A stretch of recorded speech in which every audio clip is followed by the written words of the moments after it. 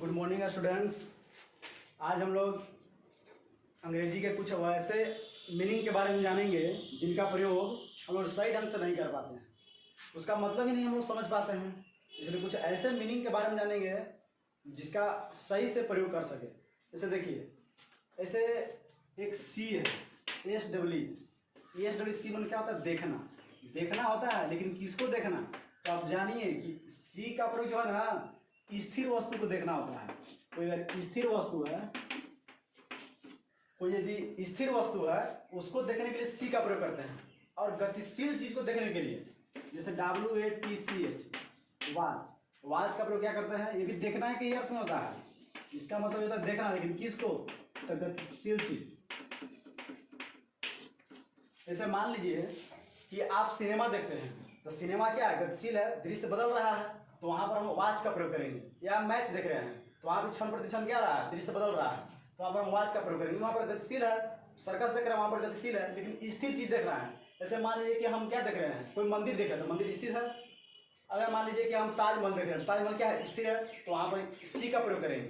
और वाच का प्रयोग कहाँ करेंगे? गतिशील चीज को देखने के लिए। और स्थिर चीज को देखने के लिए सी का प्रयोग करेंगे। समझ गए?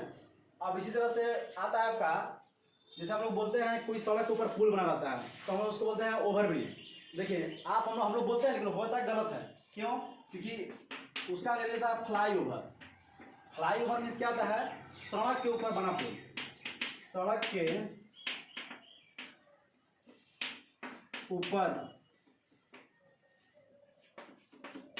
ऊपर पुल। देखिए, सड़क के ऊपर जो बना हुआ पुल होता है, पुल मैंने समझ रहे ना है, जो ब्रिज जैसा बना रहता है, सब लोग ब्रिज बोलते हैं, लेकिन नहीं, सड़क के ऊपर जो पुल बनता है उसको बोलते हैं फ्लाईओवर। क्या बोलते हैं? फ्लाईओवर। इसका मतलब होता है सड़क के ऊपर वाला पुल। जैसे आप देखे होंगे।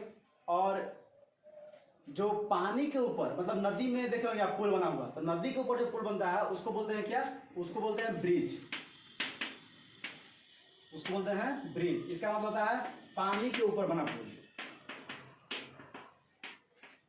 पानी के ऊपर बना पुल। देखिए, तो इसका प्रयोग लोग समझ लिए कि ब्रिज क्या होता है? पानी के ऊपर बना पुल, उसको ब्रिज बोलेंगे। और सड़क के ऊपर जो बना हुआ पुल होता है उसको क्या बोलेंगे? फ्लाईओवर बोलेंगे। तो ये क्या होता है? अंतर होता है।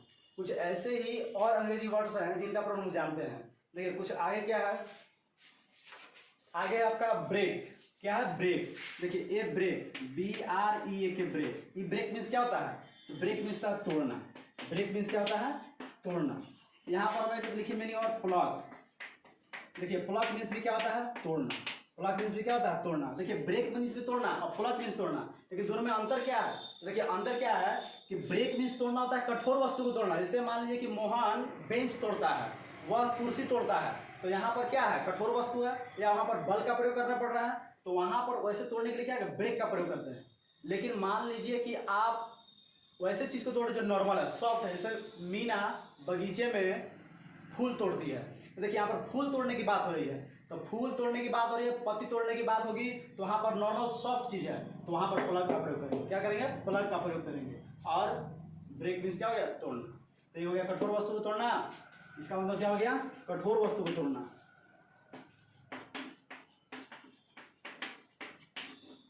और ये आपका क्या हो जाएगा? ये हो जाएगा सॉफ्ट, मतलब मुलायम। मुलायम वस्तु को तोड़ना। बात समझ गए? चलिए, तो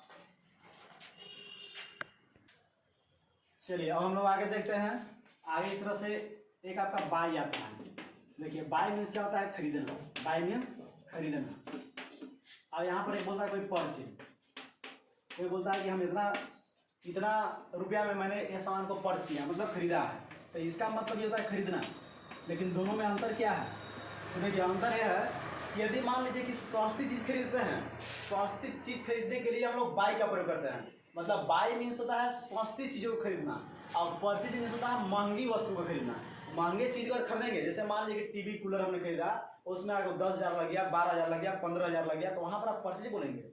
यदि आप 100 रुपए के सामान, 150 रुपए के सामान, 250 रुपए के सामान आप खरीदते हैं, तो वहां पर बाय का प्रयोग करते हैं। वहां पर सस्ती चीज खरीद रहे हैं, तो अर्थात कह सकते हैं कि सस्ती चीज को खरीदना।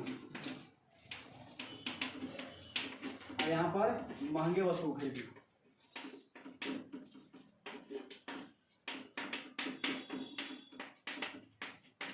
चलिए बात समझ गए। सस्ती चीज़ को खरीदने के लिए बाई का प्रयोग और महंगी वस्तु खरीदने के लिए परचेज का प्रयोग। चलिए कोई दिक्कत नहीं है। अब थोड़ा सा आगे से देखते हैं। एक आता है आपका COSTUME, अरे वो यहाँ आता है, देखिए ये आपका लिखा है कॉस्ट्यूम। कॉस्ट्यूम मीन्स क्या होता है? कॉस्ट्यूम मीन्स पोशाक। कॉस्ट्यूम मीन्स पोशाक। पोशाक समझते हैं, मतलब आप कौन से कपड़े पहने हुए हैं, कौन से कपड़े नहीं पहने हुए, तो वहाँ पर पोशाक के लिए कॉस्ट्यूम बोला जाता है। तो इसमें अंतर क्या है कि कॉस्ट्यूम मीन्स पोशाक, और देखिए एकदम जस्ट ऐसा ही मीनिंग यहाँ पर है, लेकिन इसको पढ़ते हैं कस्टम। क्या पढ़ते हैं इसको? कस्टम। तो कस्टम मीन्स है रीति रिवाज। कस्टम मीन्स क्या होता है? रीति रिवाज। रीति रिवाज जैसे कोई बोलता है कि यहाँ, तो चलिए देख लीजिए ये आपका लिखल क्या है, ये आपका लिखल है, ये आपका लिखल है कॉस्ट्यूम। ये क्या लिखा हुआ है आपका? कॉस्ट्यूम। और यहाँ पर लिखा है कस्टम। कस्टम इस रीति रिवाज। चलिए देखिए, सॉरी मित्रों, यहाँ पर थोड़ा जो है ना हमने ई का प्रयोग कर दिया, यहाँ पर ई नहीं होगा, ध्यान दीजिएगा। ये आपका कॉस्ट्यूम है, कॉस्ट्यूम मीन्स पोशाक, और यहाँ पर कस्टम है, कस्टम मीन्स रीति रिवाज, यहाँ पर ई नहीं होगा, मिस्टेक से लिखा गया था।